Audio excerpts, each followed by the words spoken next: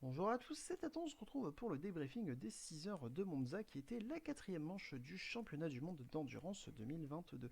Ce débriefing sera séparé en 4 grandes parties qui traitera des 4 catégories qui concourent en championnat du monde d'endurance, mais ces 4 grandes parties seront elles-mêmes séparées en 2 sous-parties, excepté pour la catégorie LMP2, vous allez très vite comprendre pourquoi. Et donc, dans ces deux sous-parties, on parlera dans un premier temps, pour la première sous-partie, de la course, on va dire des faits majeurs qui s'y sont déroulés et on évoquera le podium final de chacune des catégories. Et ensuite, dans la deuxième sous-partie, là, ce sera une partie qui sera un peu plus longue. On abordera justement la BOP dans chacune des catégories où elle est en vigueur.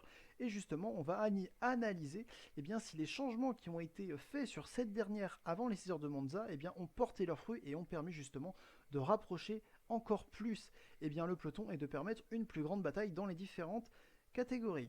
Alors on va tout de suite rentrer dans le vif du sujet, et bien sûr c'est sur de Monza. Alors globalement cette course a été tout simplement géniale, il y avait de l'action de partout. Selon moi c'est l'une des meilleures courses du championnat du monde d'endurance. Vraiment on a eu de l'action dans toutes les catégories, vraiment il n'y avait pas moyen de s'ennuyer dans cette course et ça c'était franchement génial. Moi j'ai vraiment énormément apprécié pouvoir regarder cette course. On va donc tout de suite commencer avec la catégorie reine, la catégorie Hypercar, qui là aussi nous aura offert un spectacle absolument dingue. C'est tout simplement la meilleure course de l'ère Hypercar, avec une bataille de fous furieux entre Alpine et Toyota. C'était on va dire du grand art. Globalement, j'ai pas fait le compte, mais je pense que facilement, durant au moins 4 heures des 6 heures de course, Alpine et Toyota étaient toujours à la bagarre. Donc vraiment, ça nous a offert un spectacle. Enfin, ils étaient toujours à la bagarre, quoi. Voilà, sous les 5 secondes, c'était vraiment hyper serré de bout en bout. Et ça, c'était quand même quelque chose d'assez, en tout cas, intéressant à suivre. Et moi, vraiment, cette bataille, m'a un peu rappelé.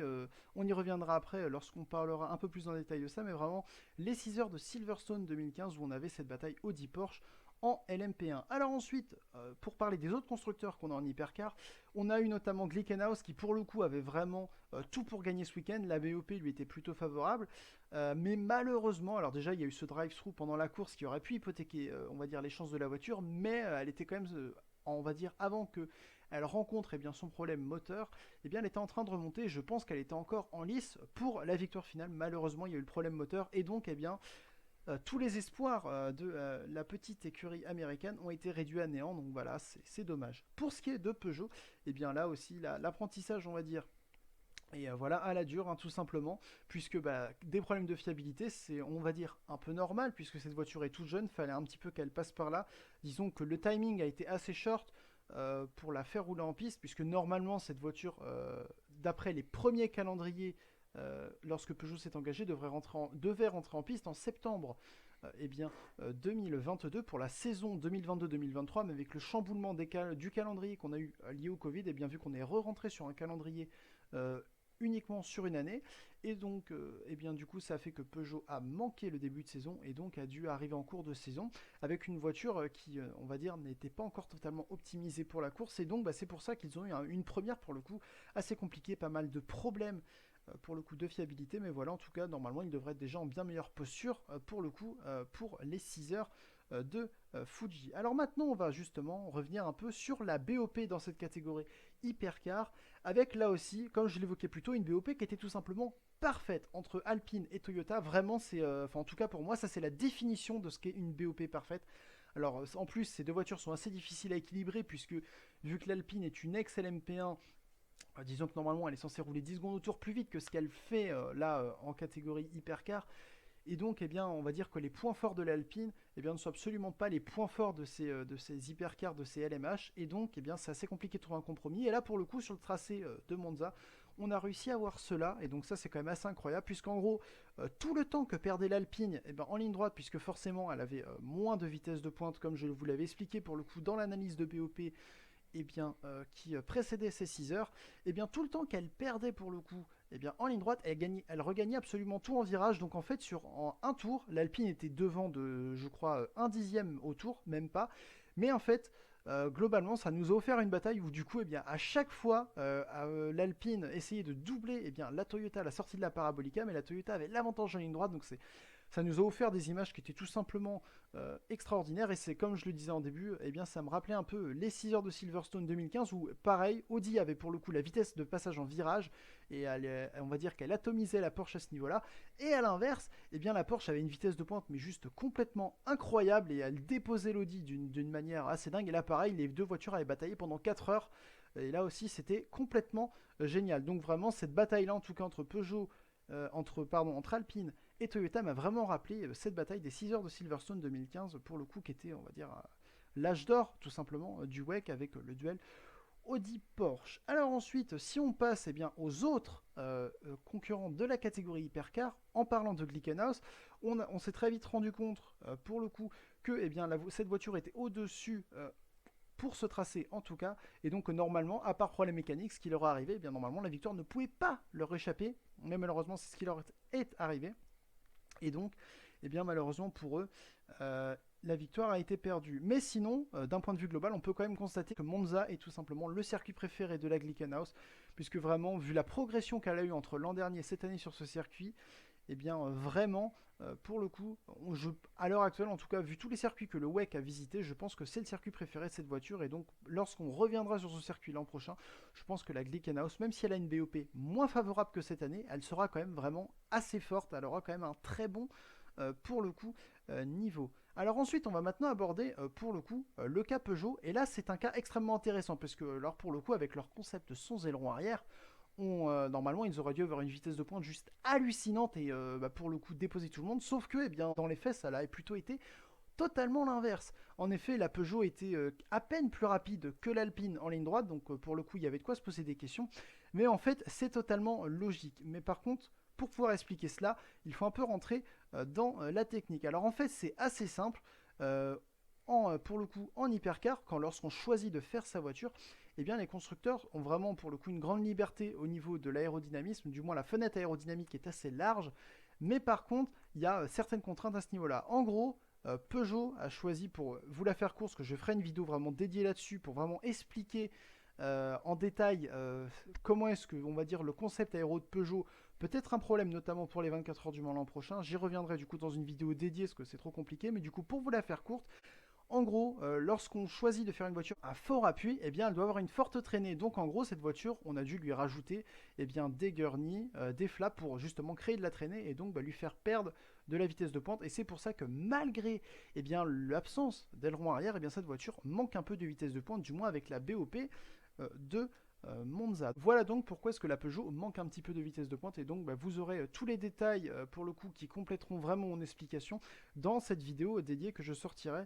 dans quelques semaines ou alors au pire des cas d'ici quelques mois. Pour ce qui est de la Peugeot, d'un point de vue personnel, eh bien, je pense en tout cas qu'il faudrait, pour qu'elle soit au niveau eh bien, de la Toyota, qu'elle ait, on va dire, soit un peu plus eh bien, de puissance moteur, justement pour lui permettre de pouvoir aller chercher ces quelques kilomètres heure qui lui manquent du fait de sa configuration pour le coup fort appui, ou alors à l'inverse eh bien qu'on lui réduise pour le coup son poids plus que celui de la Toyota, ce qui n'a eh bien dans aucun des deux cas été la chose qui a été faite eh bien pour la BOP qui a été publiée pour les 6 heures de Fuji. Voilà tout ce qu'on pouvait dire eh bien, sur la catégorie hypercar qui nous aura donc offert eh bien, un spectacle de fou furieux.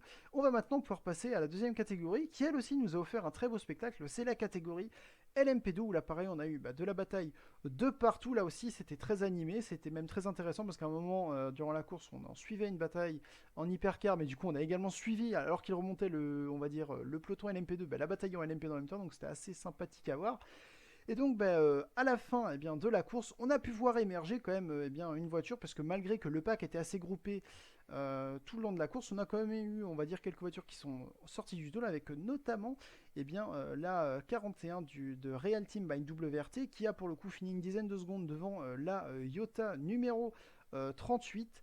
Et enfin, là, la grosse surprise pour le coup, et la très bonne performance de la voiture du Vector Sport, qui jusque-là avait été un peu en difficulté, en ce début de saison et qu'il a vraiment réussi à faire pour le coup un step en avant pour eh bien, pouvoir monter sur le podium de cette course.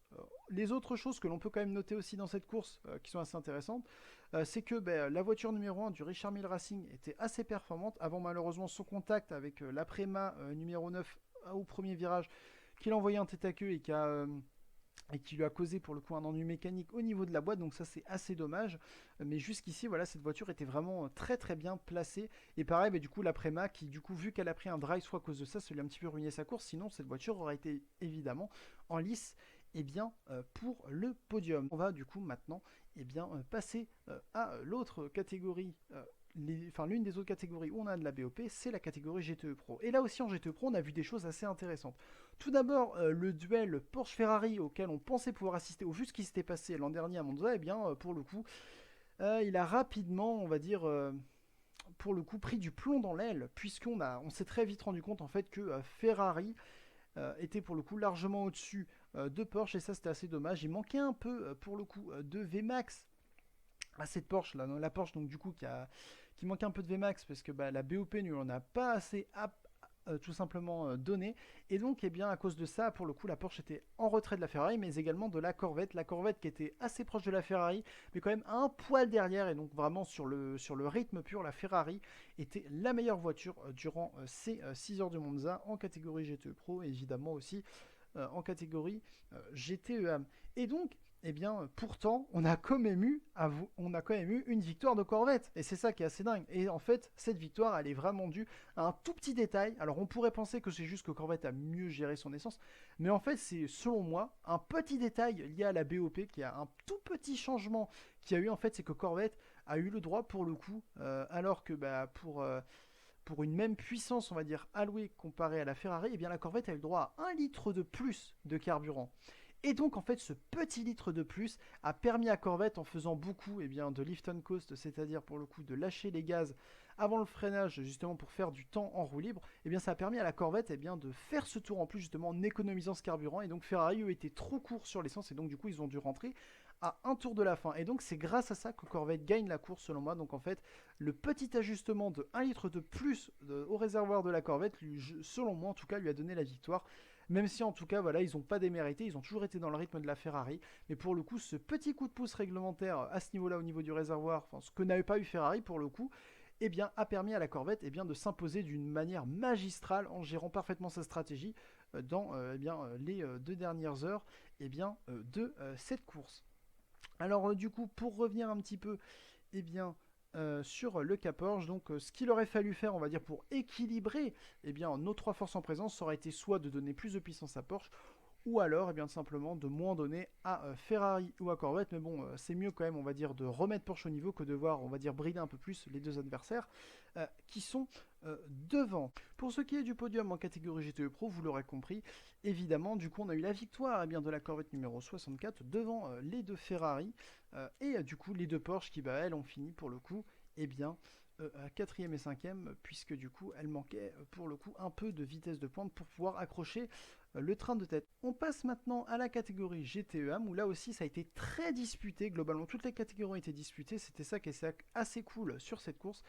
Et donc on a eu assisté dans cette catégorie-là, malgré la pole de la voiture des Iron Dames que vous voyez ici au premier plan, à la victoire de la voiture numéro 77, la Porsche du Dempsey Proton Racing, qui a gagné la course pour le coup devant cette même voiture numéro 85 et devant la Project One numéro 46, la voiture que vous voyez pour le coup qui est la dernière, qui est on va dire la dernière que vous voyez au fond. Et donc, tout simplement, pour revenir un petit peu sur la course en GTE, on a pu constater que, on va dire, les Aston Martin étaient globalement équilibrés avec les Ferrari, donc ça c'était plutôt pas mal, les Porsche un petit peu en retrait. Mais pour le coup, ça n'a quand même pas empêché la voiture numéro 77 de gagner. Donc ça montre quand même que, certes, les Porsche étaient en retrait, mais pas non plus, à des années-lumière, puisque la Porsche numéro 77 a quand même réussi à gagner en GTE AM. L'autre fait marquant de cette course a quand même été l'énorme carton de la voiture numéro 33. La voiture du TF Sport en fait qui tout simplement alors qu'elle a perdu ses freins en arrivant vers la deuxième chicane a été on va dire catapultée par le gendarme couché, le vibreur saucisse, enfin voilà comme vous voulez l'appeler, qui est posé par terre ici. Tout simplement ces vibreurs jaune et noir que vous pouvez voir ici au premier plan, qui lui a tout simplement fait exploser sa porte et l'a fait pour le coup monter à la verticale. Donc pour le pilote Enrique Chavez, il n'y a eu rien, pas de dégâts. Mais voilà, c'est encore une fois une polémique avec ces vibreurs qui pour le coup ont déjà posé pas mal de problèmes à Monza pour le coup dans les années précédentes, avec un accident déjà en Formule de promotion, un accident en F3 en 2019 et du coup cet accident vient s'ajouter à la liste. Mais donc voilà, cette voiture qui du coup dont le châssis n'a même pas pu pour le coup être réutilisé, on a envoyé un châssis qui court en ELMS pour les 6 heures de Fuji. pour justement qu'il arbore la livrée de cette équipe. Voilà tout ce que l'on pouvait dire dans les différentes catégories qui concourent en championnat du monde d'endurance pour ces 6 heures de Monza.